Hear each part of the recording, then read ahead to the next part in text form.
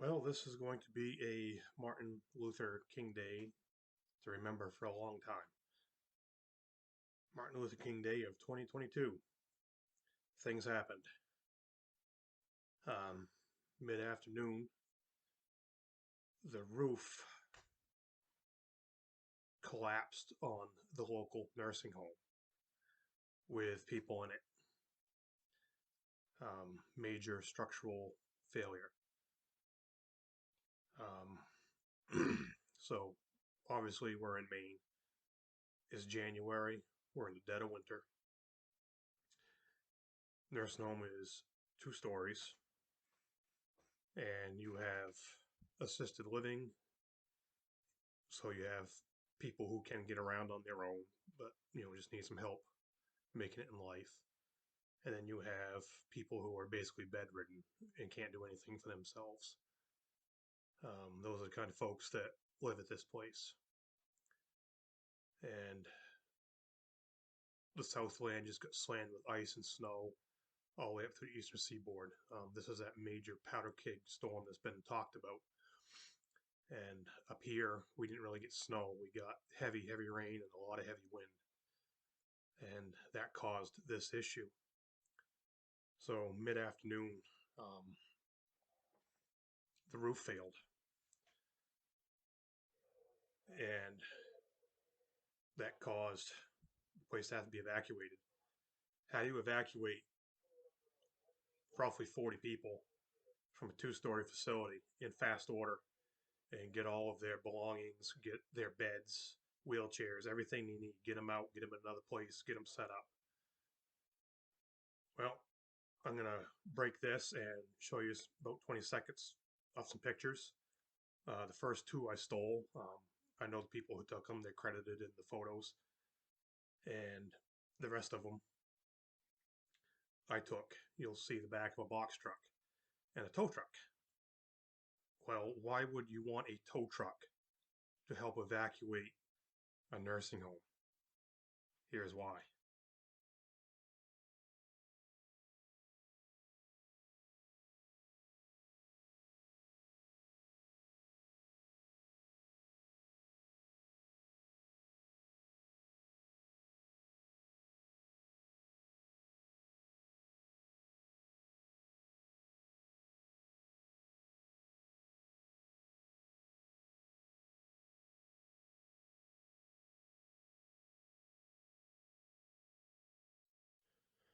So as you just saw, that roof is just gone.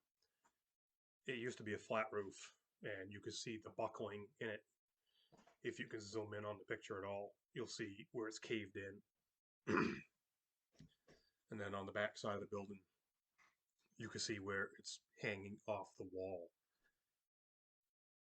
Uh, no quick fix to that. And we've got more inclement weather coming, rain and snow coming, and sub-freezing temperatures coming. The fate of that building,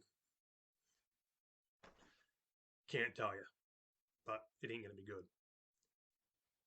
So fortunately, everybody walked out of that place uninjured. Um, Fire departments came, EMS came, law came, uh, bystanders came, hands on deck. So of course, first priority, get people out. People were evacuated. They had to have a place to go. They were being transported to places nearby. So had to get people at those places nearby set up, get the buildings opened up, get people in there, start getting things set up on that end as much as possible so that they could receive folks when they arrived. So you had people working all those logistics. When I pulled up, um, fire trucks everywhere, school bus there, um, straight cargo truck. That's the one that I have the video picture of here. belongs to a guy that owns a local business. His truck happened to be empty, and he showed up with it to move stuff, but he didn't have a lift gate, so had to move a lot of hospital beds. You know, and them things are heavy and they're big.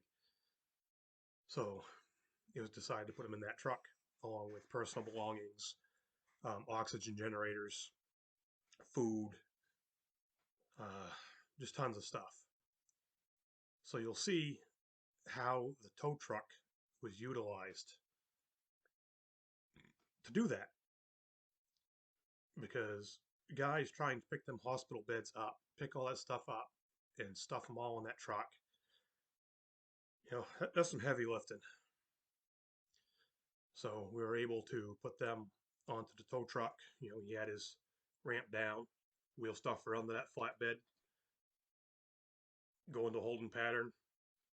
He'd tip it up, slide back, and we were doing that for a little bit and realized that wasn't working real great.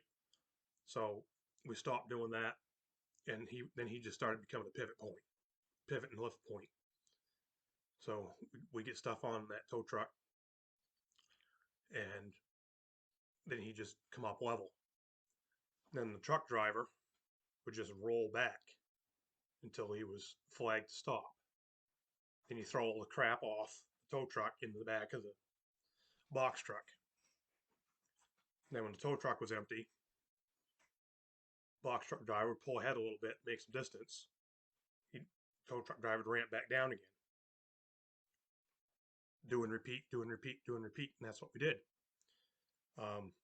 So as we got more stuff in the truck, there was 3 of us that stayed in the truck, and I went going way up forward.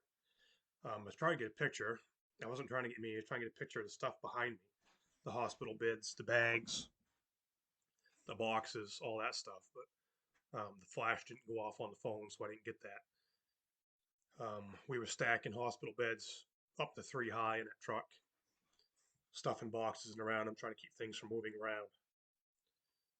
So all in all, it came together pretty good. We were able to get, we did 12 or 13 beds, including a geriatric bed in that one truck, plus a big computer crash cart type thing with a computer on it. And that was interesting.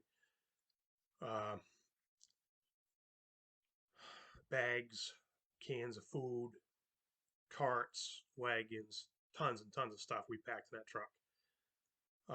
Mattresses. So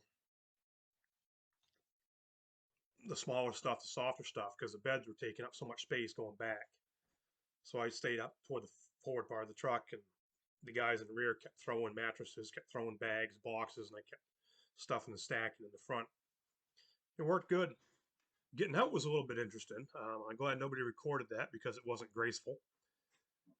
So once that truck was loaded up, door was shut. He headed off to a facility that was being established for the residents. So all the residents going to, I'm going to say, point A were already being sent to point A, and this was the truck going to point A with their stuff. Then another truck was being loaded after that, and we loaded that up to be going to point B with the residents who are already en route to point B. So the nightmare of this, I mean, you know, worst case scenario, it could have been a fire. You know, then screw the belongings, get the people out, let everything burn. But you've got staff members, you've got fire law guys going in that building. I was in that building, looking at the state of that roof to get people out of that building, get their stuff out of that building. And the kitchen crew, I saw a kitchen crew bringing out food carts and food carts and food carts because they needed food to get through the night with until they can get stocked up at their new places they're going to be for a while, because this is not going to be a quick remedy. So to be able to pull all that together, you have all these people coming together, police officers, EMS, a tow truck driver, a store owner, another truck driver from a lumber yard with a box truck. I forget anybody, firefighters, all your public safety people, all these people coming together, getting thrown into this mess, were able to pull all this off. I think it was 2.5 hours. I was there an hour and a half. Maybe it was 2 hours that this was wrapped up, and people were out of there for the most part. I mean, everybody was out. It was just tidying up, getting a few odds and ends out of there. There's just a few staffers left behind. To be able to do all that in that amount of time, not having been able to dry run it before, not having been able to practice it, that's quite impressive, honestly. And to do it in the wintertime, to do it in the dark, you can see in the pictures I had there, it was dark. It started in daylight and we went into the dark. And then to pull it together on the other ends, I was texting because where I work in an area that these folks are going to. So that, oh, so that's, I was texting with them guys, and they said, "Yep, we've got stuff ready to go here." And I go, "Well, everybody's out of here."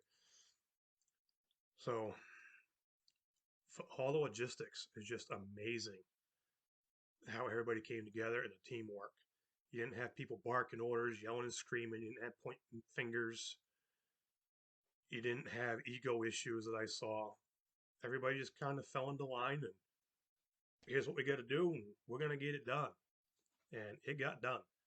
That nursing home, um, the people crawling all over that for staff, EMS, fire, law, for the lack of a better reference, just like a bunch of cockroaches all over there. And stuff was happening. Beds are coming out, wheelchairs coming out, food's coming out, people coming out. Everything is just, it's happening. And it happened in pretty good order. Just unbelievable. Uh, there was a bed we were getting ready to drag out of there, and it didn't want to roll. Well, we're not RNs and CNAs and stuff. We don't know how these things work. It wasn't rolling. 4 or 5 get around that thing, and well, it went, and it went in the truck. So we made it happen. But at the end of the day, everybody's alive, everybody is safe, nobody got hurt. So hopefully nothing like this ever happens again. Everybody involved did a awesome job, as near as I can tell today. I was not an incident commander or anything like that. I just went down as a grunt. I didn't go down to pull any official type capacity. I just went down to be muscles, manpower. What do you need me to do? Throw me in a direction. So from the 911 dispatchers to the staffers, all the public safety people on scene, the tow truck driver, the truck drivers, it's kudos and pat your backs all the way around. Awesome, awesome, awesome friggin' job.